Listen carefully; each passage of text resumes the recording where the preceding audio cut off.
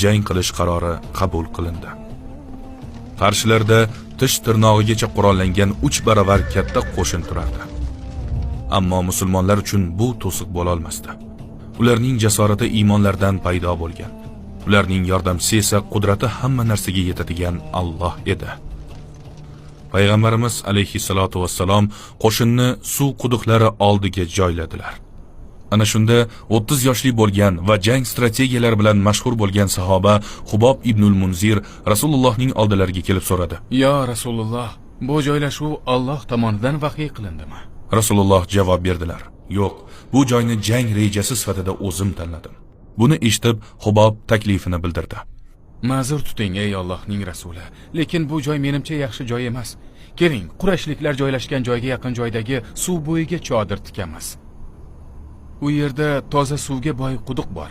Avvalo chuqur qazib, uni suvga to'ldiramiz-da, boshqa quduqlarni to'sib qo'yamiz. Ana shunda qachonki chanqasak, o'sha suvdan ichamiz. Ular esa suvsiz qolib, ahvollari tang holatga yetadi." Payg'ambar alayhissalom bu taklifni aqlli deb topib qabul qildilar. Ko'ryapsizmi? Rasululloh maslahatli ishni qadrlaganlar. U zot payg'ambar men nima desam shu bo'ladi demadilar. Yana bir bor har bir sohada namuna ekanlarini isbotladilar. Endi jang rejasiga navbat yetdi. Payg'ambar alayhissalom qo'shinni oqilona joyladilar. U zot kamonchilarni orqaga o'tkazib, nayzali jangchilarni esa old qatorga qo'ydilar. So'ngra shunday dedilar: "Safni tark eta ko'rmang, o'rningizni bo'sh qoldirmang, qimirlamay turing. Buyruq bermagunimcha jangga kirishmang. Dushman yaqin kelmasidan avval ularga o'q otib, o'qlaringizni behuda ketkazmang. Dushman qalqonini tushirgachgina o'q uzing. Dushman yaqin kelgach, nayzalaringizni ishlating. Eng so'ngida esa qilich, uni yakkama-yakka to'qnashuvda ishlating." Musulmonlar Quraysh bilan yuzlashishga tayyor. Tun kirgach, hamma uyquga ketib dam oldi. Bir kishidan boshqa hamma, Allohning rasuli alayhissalatu vassalom, tunni Allohga duo qilish bilan o'tkazdilar.